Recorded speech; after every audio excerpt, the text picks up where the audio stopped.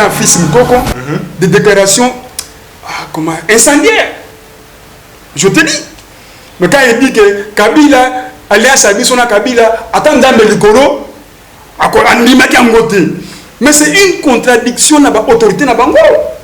Kabou a été passé à la télé pour nous dire que Moutoutou à côté de l'Alliance Abissona Kabila, il y a un Congo. C'est que c'est ça.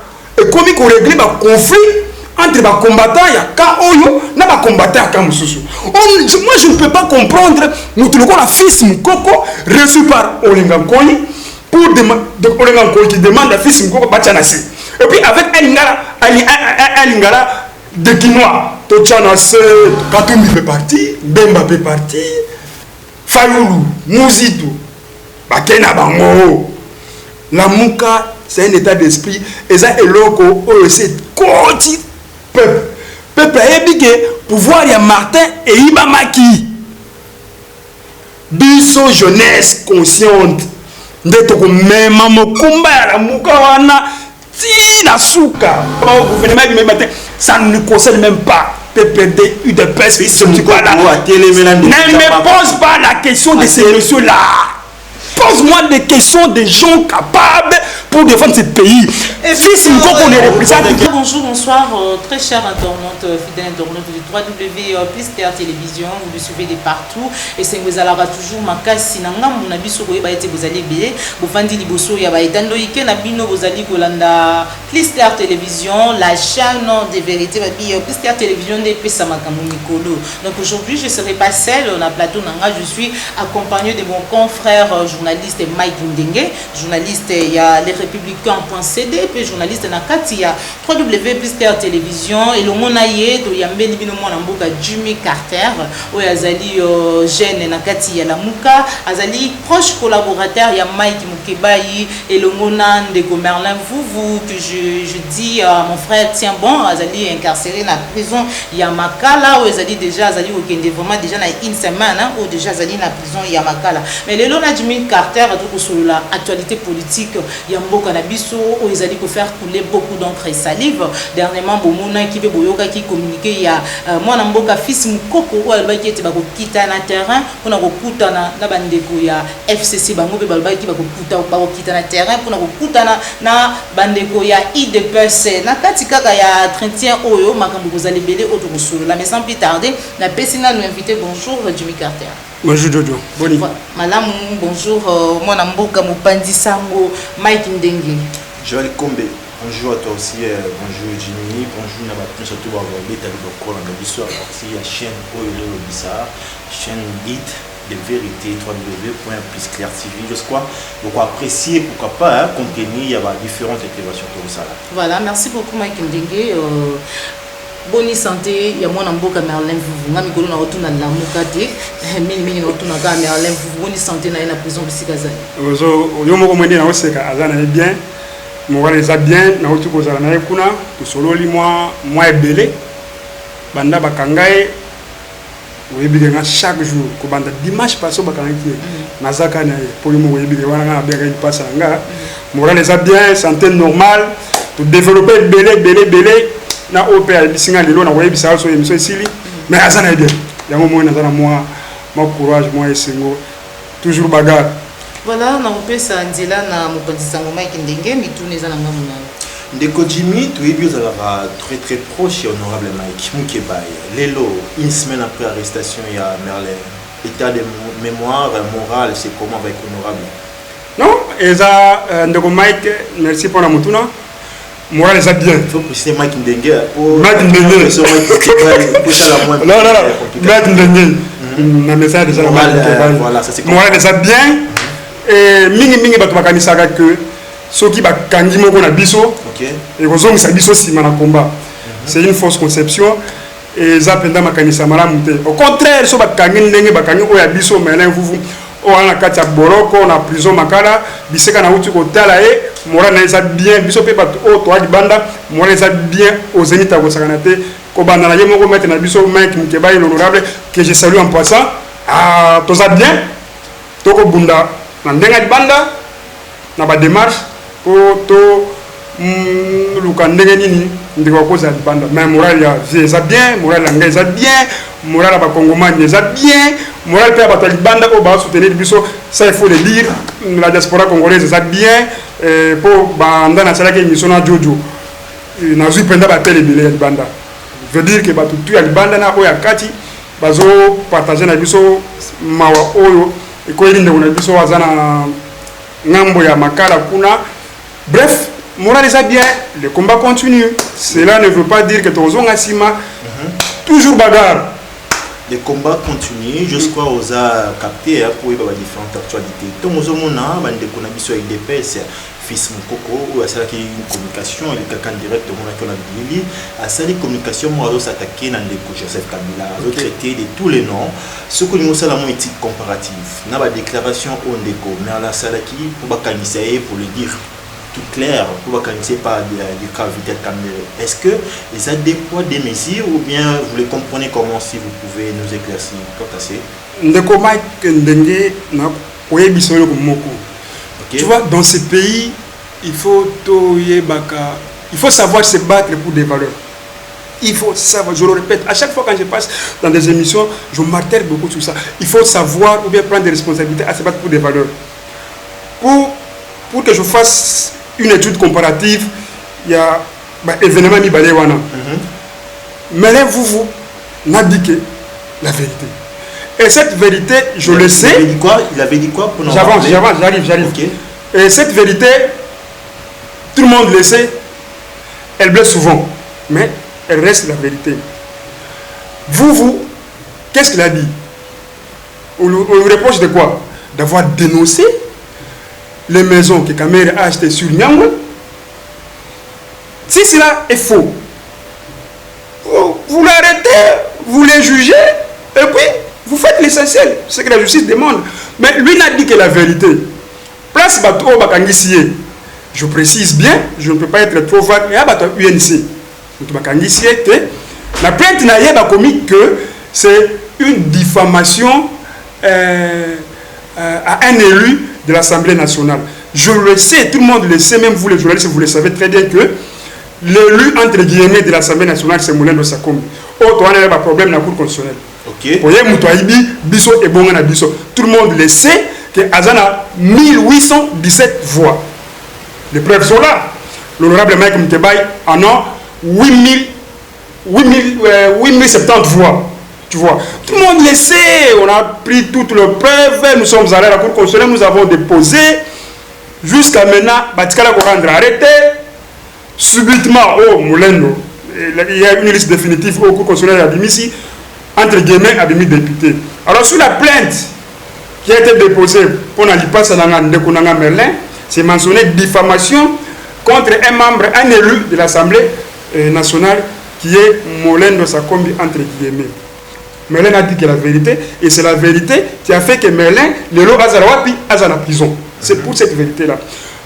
Je quitte le Cambo Merlin, n'a qu'une Cambo fils communication. Mon cher, je te dis, je suis révolté de la façon dont je vais te faire une parenthèse. J'ouvre une parenthèse. Ok. Qu'est-ce que j'allais dire? Communication, il y a fils Mokoko, a traité Kabila a incarné. J'ouvre la parenthèse, Mike. Moi, j'ai commencé mon combat dans IDPS, mouvement citoyen. Tu sais pourquoi j'ai quitté le mouvement citoyen? L'instrumentalisation de la jeunesse congolaise par les acteurs politiques. Moi, je suis contre les antivaleurs. Moi, si tu es hors les valeurs, moi et toi, on ne va pas s'entendre. Ok. Bah, mouvement citoyen, tout ça, un combat noble et bien. S'il y a une autorité politique qui pose un acte où est bien, on soutient. Ceux qui Azali Banda, il y a Madame il fallait ça, on les dénonce. C'est comme ça qu'on faisait ce travail-là. Mais c'était un moment que mouvement citoyen, j'ai voulu changer, mener mon combat politique sous une autre forme. Ça veut dire, pas comme un activiste, pas comme un activiste dans le mouvement citoyen, mais un activiste politique. Donc, faire les analyses politiques, forme pas dans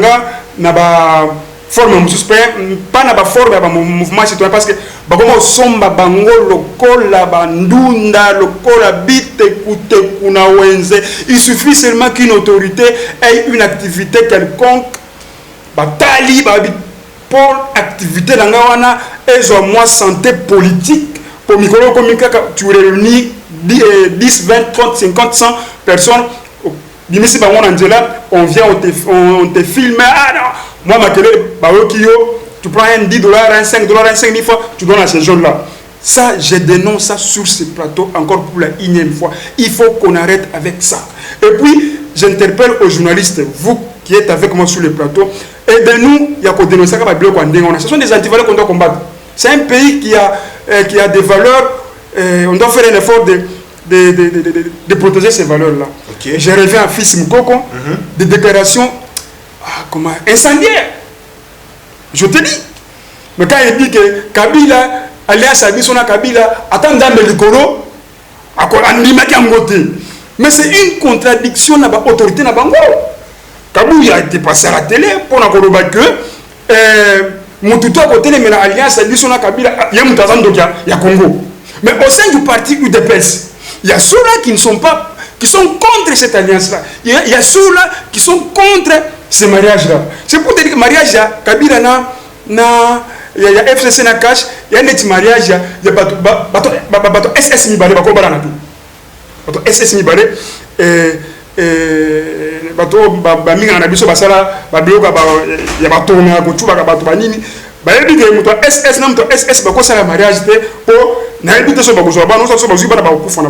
je compare ce mariage-là à un mariage de Abatoumi. Oui, mais comment tu peux passer à la télé, tu tiens des paroles, et puis je m'attelle sur ça, c'est une instrumentalisation de la jeunesse congolaise. Tant que la jeunesse congolaise ne se prendra pas en charge, elle sera toujours utilisée de cette façon-là. On prend un fils, il n'est pas seul, hein. Derrière le fils Mukoko, il y a des grandes autorités de l'UDPS. Oh, Batindia, donc je te dis, oui, Batindia Gaye. Tu peux t'imaginer, je te dis, Mike, faut pas se voiler face à moi. Je te dis que moi, j'en ai le preuve. Ah bon? Je te dis, fils Mukoko n'est pas seul. Derrière fils Mukoko, il y a les gens qui lui ont envoyé. Je ne veux pas citer les noms de gens ici pour faire leur publicité. Mais je te confirme, moi je te confirme que et ça bongo. Barobi, Fandisier, que tu seras devant la caméra, tu seras devant ton micro, tu diras que mariage mais c'est une contradiction totale, mon cher frère, je te dis. Et puis, moi ça m'a fait très mal. J'ai eu la chance de se révolter moi-même, avant d'être révolté. Il y a que quand je vois le mal, je dénonce. Ok. Ce qui s'est passé là, c'est une honte pour la République. Et puis, je sais que tu vas me poser cette question-là, je te dévance. Question numéro 1. Nazo ebate olenga koi. Nazo ebate musala na e. Ok. Nazo ebate musala sensa. Azaka kana manda ou bien c'est ça. Non, on a posé une question pratique qu'il a pu Joël Combé pour capable oui l'intervention t. Si quoi tant aux hommes on que des Merlin apporta qui allait va qui voit contre mamu ma ben de caméra sali pour zambongo ya mboka ça ina ninga na be et par après ba ki ba kangi de la koti makala tant mon fils Mukoko il déclare tout haut que le mal c'est ça voilà donc question des awana après wana tant moi est-ce que fils Mukoko tant so bazali libre ya pour s'exprimer comme il veut. Merci donc c'est ça merci pour diriger. Ok, je vais te dire une chose. Il faut dénoncer la politique de 2 poids 2 mesures. Okay. Il s'agit de mal. Il faut automatiquement que la personne qui a commis ces mal-là soit interpellée. Okay. Fils Mukoko est bon, d'ailleurs, moi je suis gêné de parler de ces messieurs-là. La République a beaucoup de problèmes à résoudre. Je ne peux pas dans le plateau, il y a le Kumuloko, la Bino, la bête à l'issue à Tipuana. Il n'a pas de valeur, mon cher ami. Ah bon? Il n'a pas de valeur. J'allais anticiper en disant que Ndeko Olengakoy, tu n'as plus de mandat dans ce pays. C'est ça, il y a un mandat. Apparemment, ce que je comprends présentement, c'est que c'est ça, et comme il faut régler le conflit entre les combattants, il y a Kaoyo, et les combattants à Kamoussou. Moi, je ne peux pas comprendre, nous trouvons la fils Mukoko reçu par Olengankoni pour Olengankoni qui demande la fils Mukoko Bachanasi. Et puis avec Alingala de Kinois, Tochanase, toi Batumoko, tu vois. Masoula Mboka. C'est tout à fait normal, Kabila, c'est un frère. C'est pas normal, mais. Il a dit. Jojo, la vidéo est là. Mais quand même, la vidéo circule chez toi, Jojo, chez Mike, tout le monde a cette vidéo-là. Yoka ndenge de office Mukoko Akoloba. Namakambo ya Moka, Congo, Oya Ngai, Oya Yo, Oya Mike.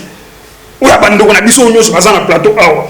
Neti, moi lisano moko boye, neti, moi jouer moko boye, il se prend pour qui ce monsieur-là de Akina. Tu sais ce qui m'a fait mal, hein? C'est de voir ces messieurs parler du Congo. Neti, ça a joué à Ban. Et puis, je suis pas entre guillemets président du Sénat. Oh, c'est le mandat. Exercice dans son bureau, Olengankoni à ses côtés. Lui qui tient des propos. Oui, mais tu entends la vidéo, là, ça me révolte. Jimmy, dans quatre paroles, j'aimerais cordon, hein, et puis à ça, c'est la vidéo, il y a des conabiso, parce que tu éviter, après ça, après communication, on a aussi, on a vu une vidéo circuler, justement, une vidéo circuler, jusqu'à cordon, à ça, la registrant tout le monde, ou à ça, la invité, comment on a des vidéos aussi, total. Oui, c'est ça. Obi, non, oui, Kermès. Oui. Juste après, il est parti chez Wera. Il a commencé à Wera. Ok. Il a commencé à Wera. Tu sais, moi, en tout cas, je me suis dit, la vidéo, quand j'ai commencé à regarder la vidéo en question, et bien, c'est ça qui était. Nathalie Nabi, mon Dieu, ce pays. J'ai toujours défendu les valeurs. Hein, et conseil appelle ça Batou, tous à la Batou. Faut pas être Batou. Donc, Batou Bali Misanga, Batou Moko ya Bonyama. Le Congo a trop de problèmes, mon cher Mike. Trop de problèmes. Parce qu'il y a tout qui remet ça, non, tout doit commencer. Non, parce que tout le monde a la vidéo, qui remet ça, doit y ça, non, ceux qui, tu sais, moi pour qu'on avance dans cette émission, où Namakambo est belé, je ne veux pas qu'on parle des individus. Okay. Moi, ce qui me fait mal, c'est quand je vois mon logo là, fils Mukoko, passer des vidéos pour des Kabila, mariage à Kabila, Tanzambe, il y a Kabila na Tshisekedi, il y a FCC Nakash, à Tanzambe, Likolo, à Lingangote. Après avoir tenu tous ces propos-là, tout a été dit dans la vidéo. Nous avons vu Bandeko PPRDP, répliquer qui on dit que, oh, tozong la vérité, réel matériel, tozong la makamba vérité des urnes, toi entre Chadari, na Fabien na Kanyaki. Mais moi je suis content. Tu es content même. Au moins ils sont dans la logique où il y a toi vérifier. Comment dirais-je, tu as vérifié les résultats. Je suis content. Parce que tu as vérifié les résultats. Un, c'est Faouli qui va passer. De deux, parce que n'a pas toi PPD. Ils sont conscients que Bokonzo va passer. Félix va passer Bokonzo va ça. Tout le monde le sait. Et ça va négociation. Félix na Kabila Bakei Kingakati va négocier. Tout le monde le sait. Ce n'est pas une histoire que tout le monde ne connaît pas. Tout le monde le sait que c'est un pouvoir négocié. Et je suis content, il y a la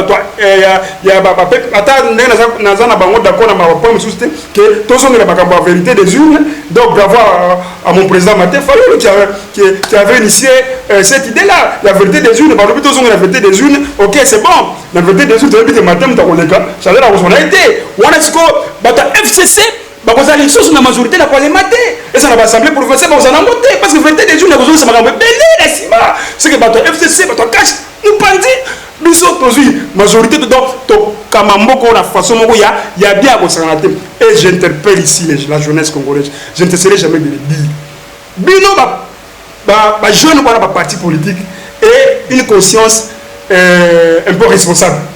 Tout ce vous êtes instrumentalisé par un parti politique, on prend un groupe de gens, on vous envoie à la télé, et les gens du peuple de Bazagina Batuna Sima. Parce intégration, il y a les gens derrière eux, les gens derrière IDPS, je le sais, je suis en politique, je sais de quoi je parle. Et puis tout ça, j'ai toujours dit, et je le répète, tous ces plateaux, c'est le Congo qui est perdant. Maboumiste, tout ça, ils apprennent ce fils après, on va leur donner des 50, des 10, parce qu'on va parler. Mais, on va profiter de la bouzoba, parce que moi j'appelle ça bouzoba. Et ça, ils vont construire comme Cameroun le fait. Ils achètent des parcelles, tout ça. Jeune. Moi, je suis révolté quand je vois la jeunesse congolaise se perdre comme ça. Vous êtes utilisé pour un 5, 10 dollars. Vous avez 1 million. 1 million. Mais conseil, c'est quoi sont la TF? En tout cas, je suis révolté. Moi, ça me fait très mal tant que la jeunesse n'a pas besoin de dire là-bas. En tout cas, Nzambe, Congo. Et ça va pas si. Moi, Jimmy Carter, autant le bédo et Moutouya, le dit que non, bien qu'il y a des choses que tu n'apprécies pas, que tu n'encourages pas, Nangambu, il y a jeune béret rouge, il y a FCC, vous aurez reproché Bango Nanini, toujours en vouloir Bango Nanini, parce qu'apparemment, ils ont rejoindre quand Nabino. Il y a Makambo, ils ont dénoncé, la vérité des urnes et tout, ils ont rejoindre Nabino. Alors, il y a ils ont apprécié vraiment Nangambu. Jojo, pour rejoindre Bisso, là trop tard. Et puis, il y a un trop tard. Elle peut se la vérité des urnes. Bon, c'est déjà passé. On perd notre temps pour rien. Félix est déjà président. L'arrêt a été déjà rendu. Il a été confirmé par la Cour constitutionnelle. Puis c'est trop que ça va bien. On n'a pas. On peut le journal officiel. Tout ça, c'est un débat déjà dépassé. Il faut changer de stratégie. Au moins, il combat avec les îles. Tiens, la Bundelango. Tiens, la côté de la Belé. Décédé là en Belgique, je crois. D'ailleurs, couper ça. Le Congo, enterré au Congo. Là-bas, et puis enterré au Congo. Les Blancs disaient tout simplement que non, c'est ces messieurs qui avaient gagné les élections. Tout le monde le sait. Ce qui me fait très mal, c'est quand Bandeko Haute, vous en opposition, le comme un pouvoir entre guillemets. Tu as toujours su pourquoi j'ai toujours dit entre guillemets. C'est un pouvoir négocié. Au but, ça va toujours reconnaître en côté. Et là, on a condamné peu de personnes pour ça aussi. Et ça, que vérité des îles, n'a pas de peu de babou aussi. Vérité des îles, Félix. C'est ce que je viens de dire à ton confrère Mike Ndenge qui est comme la vérité des îles et autres spécialistes. Pourquoi? Parce que il y a que tout le monde, Félix, qui est dans l'Assemblée nationale, provinciale. Pour majorité, on peut peut-être ce n'est pas une majorité, comment dirais-je, c'est pas une majorité. Et ça peut être une majorité fabriquée. Ouais, fabriquée, tout le monde le sait comment ces gens ont été nommés, pas votés, nommés. C'est aussi une vérité des îles, c'est que la FCC, vous avez la majorité, et ça dans l'Assemblée nationale, et ça dans l'Assemblée provinciale, tout. On a combattu, ça nous arrange. Voilà. Mais ce que je connais de ces gens-là, c'est quand ils sont instrumentalisés par les politiques, pour leurs propres intérêts, pas les intérêts de la jeunesse congolaise, mais pour les intérêts des politiques congolais. Et vous, de votre côté, vous êtes jeune à la Mouka, tu crois que non, Bino jeunesse, vous allez instrumentaliser par politiciens, par politique, des hommes politiques, vous allez parce que le lobo, la Mouka état d'esprit, alors quel état d'esprit? Il y a pour viser l'intérêt personnel. Jojo, pour la Mouka, c'est l'état d'esprit. Katumbi peut partir, Bemba peut partir, Fayoulou, Mouzitou, Bakena Bango. La Mouka, c'est un état d'esprit. Et ça est loco, c'est côté peuple. Peuple a dit que pouvoir, il y a Martin et Ibamaki. Biso jeunesse consciente. D'être comme même Mokumba, la Mouka, wana, Tina Souka. Je ne sais pas si tu me comprends. Tina Souka. Nous avons besoin d'une jeunesse responsable. La Mouka, c'est un état d'esprit. La Mouka, ce n'est plus Fayoulou, Martin, Mouzitou, Bemba, Katumbi la muka ekomi ya peuple congolais nyonso o akenda ko voter Martin, y compris dans votre PPRD, ils ont reconnu que le monsieur Tshisekedi a gagné qui va élection. Ba vidéo zo circuler ba to PPRD. Bomoni yango to bomoni yango ndeko mai bomoni yango no ndeko jojo bomoni yango to tika politique o ya omoni likambu oboyi koloba ke yo nako ta obi botika na beta bino pe momuke. Journalisme congolais ezali ya kokufa. Là où il faut dire la vérité, vous ne le dites pas. Et vous serez jugé au même titre que Félix. La vérité de tout côté.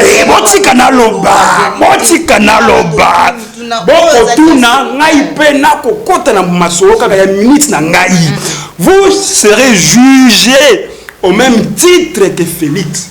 Pourquoi? Ailleurs, ce sont les journalistes qui éclairent la population. C'est ailleurs que ça se fait. C'est comme ça que ça se fait ailleurs. Mais ici au Congo, et Ali Mawa Mingi. Tatandambe. Christelle Vwanga, Bandego Eliezer, les journalistes. Naï déjà congolais, moi, on a changé de nationalité Haïti. Eko sala pasi na motema ba kosomba ba journaliste lokola banguba place journaliste fa ba vérité akoloba po asepelisa moto oyo apesi ekanyaka tata nzambe Kongo ekufi biso jeunesse toali na mokumba biso jeunesse toali na mokumba ya koteleme na mabe nyonso na Kongo na kotia lisolika na ba journaliste ba koso na ebite ndeko Mike soka sa azui déjà mutuka po aro baka pepe ndeko Mike na ebi ko sala ka ngote ndeko Jojo na ebi bino bien bo sala ka yangote ba o ba ko sala bo pese bo komisa bango ba message oyo un journaliste ailleurs c'est celui-là qui aide la population à voir clair dans la vie politique mais on a comme on a les lots journaliste a mis qui na $50. On le voit dans ma campagne de Mike, honorable Mike Mkebai, que je salue en passant. La vérité est là, mais ce Molendo n'avait que 1817 voix. L'honorable Mike Mkebai n'avait que 8070 voix. Mais ce que je vois sur les réseaux sociaux, na ba journaliste wa mboko na mbiko tamba comme na bango te, mais ba ni yebi, ba ko Twitter, yo yebi bango, ndeko Mike yebi bango, ndeko Mike ana raison te, tala Molendo bo are yango, mais yo okobi mais ça n'a rien à kata réseaux sociaux. Kende o vérifier na cour constitutionnelle, o yeba mingongo ndeko Molendo zwaki, kende o vérifier ko ndeko Mike zwaki, comme ça on voit vrai version ya likamo ke ko sumbaka na ba réseaux sociaux. Au moins ba réseaux sociaux hein. Et PC donc les autres PC mutu tunzela ya kolobaka ba bilobela. Ya o monaka ba tumusu net ndeko Mike Mkebai ko ta réseaux sociaux. Beaucoup plus ils sont des pays bisaka. Parce que vous avez menya mokondi. Il faut ermoko bo pesa ka yeba. Ça la émission na ba chaîne en ligne. Oui, ya ça là tu le sais, mec le sait sur ka sali na zuba lien. Akota bango pa ali na kabilo ko wana te pourquoi ba soto moko eza kuna na mutu o ata na niveau na yote akosaka na kata Facebook. Mais kata ba réseaux sociaux, les journalistes étalent les bêtises dans les réseaux sociaux. Na ba tweet. Oui, ba tweet pe comme otali mutu o a licencié. O sali tweet a tweeté au Molendo Azui.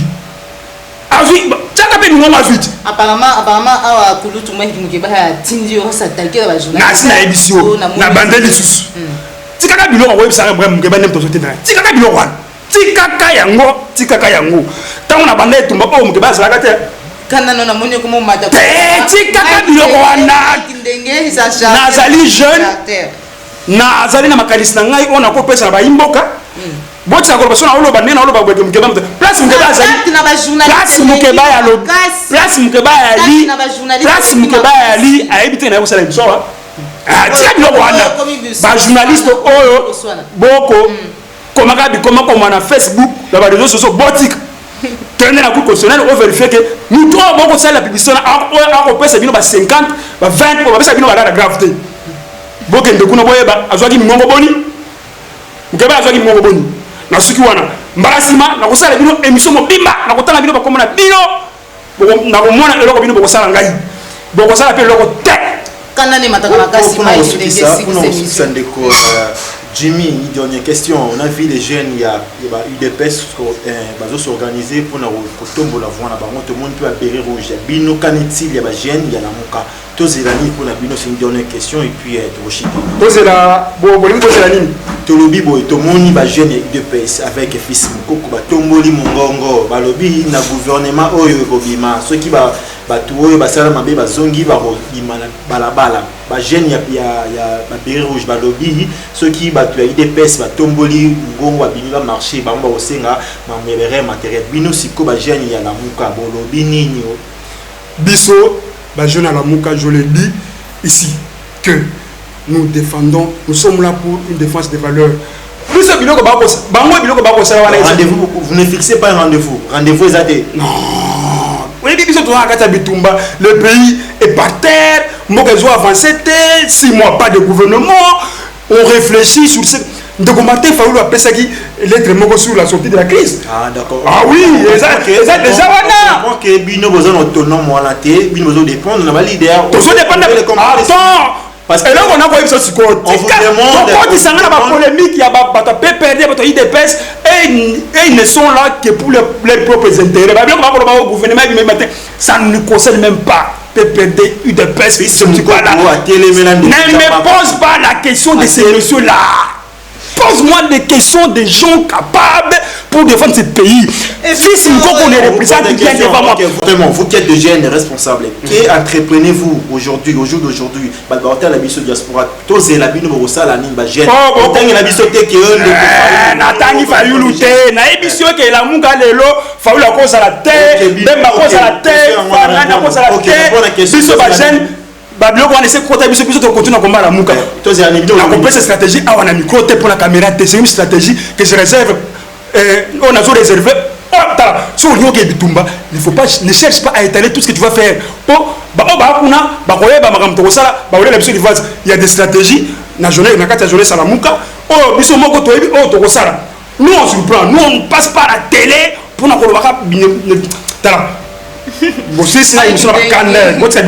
La jeunesse congolaise doit se prendre en charge, plus précisément il y a des stratégies. Le moment venu, on saura ce qu'on pourra faire, mais ce que les gens doivent retenir, nous n'avons plus besoin de l'extérieur. Nous avons télé, la télé. Il suffit seulement aujourd'hui 50 $ pour préciser qui Mike, il y a filmé. Le pays n'avance pas. Et dans tout ça, c'est le Congo qui est perdant. Je dénonce ça avec la dernière énergie. Jusque là, dernier message. Dernier message. Les Congomans ignorent surtout. Tous les Tenge, Moga et Laïko qui n'ont pas kufa. C'est la jeunesse congolaise qui sauvera ce pays. Pas ces politiques avérées. Avariste, ils sont là pour les propres intérêts. Congo, ils ont tout. Nous avons dit Moninga, Azate, ils ont tout. En 1900, toujours bagarre.